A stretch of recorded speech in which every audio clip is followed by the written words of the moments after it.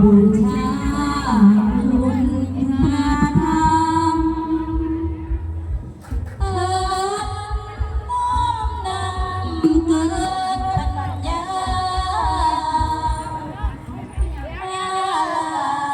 ดวงดอกไม้มาตั้งไว้เพื่อบูชาบูชาพระสงฆ์ผู้นำรงศาสนามาลาดวงดอกไม้มาตั้งไว้เพื่อบูชาขอบูชาคุณบิดาดอกไม้มาตั้งไว้เพื่อบูชาขอบูชาดอกไม้เก็บใส่พานดังก่อน ก็ขอบคุณสายบุญนะคะ คุณยารองนะคะนี่ก็ซื้อน้ำปะนะนะคะ มาถวายพระนะคะเมื่อวานนี้จำนวนนะคะ ก็10แพ็คนะคะแพ็คละ24นะคะก็240นะคะสาธุสาธุบุญด้วยนะคะฝั่งนี้เราจะเป็นฝั่งนี้เราจะจัดถวายเพลพระนะคะด้านล่างนะคะ แรม14 ค่ำเดือน 9เอา แล้วก็มีข้างบนด้วยนะคะ ไปมีอาหารหวานข้าวมากมายมาครูก็เอาไปยาสูบลูกที่ลูกเต้าให้เอาห่อข้าวไปวาง อาจารย์ สารพัดอาหารการกินห่อไปยายไว้กับดินญาตินำให้ได้ถึงกันปู่ย่าเราทำมาตั้งนานพาลูกเหยียบคร้านพ่อแม่บ่ได้กินดังเดือนเก้าบุญข้าวประดับดินชาวอีสานทุกถิ่น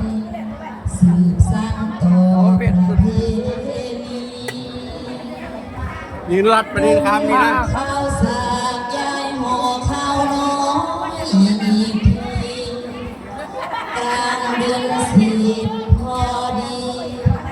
15 ค่ำจำหน่อยนะ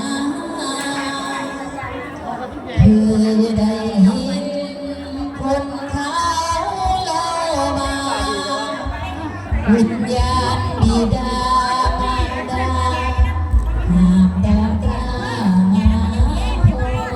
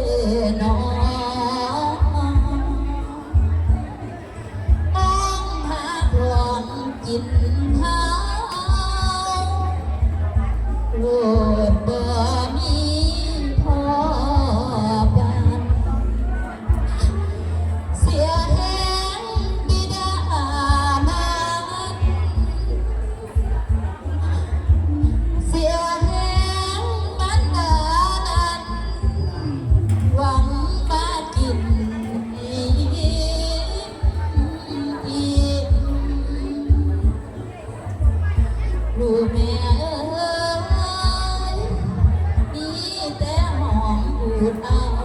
ของสองเท่าโหลดบ่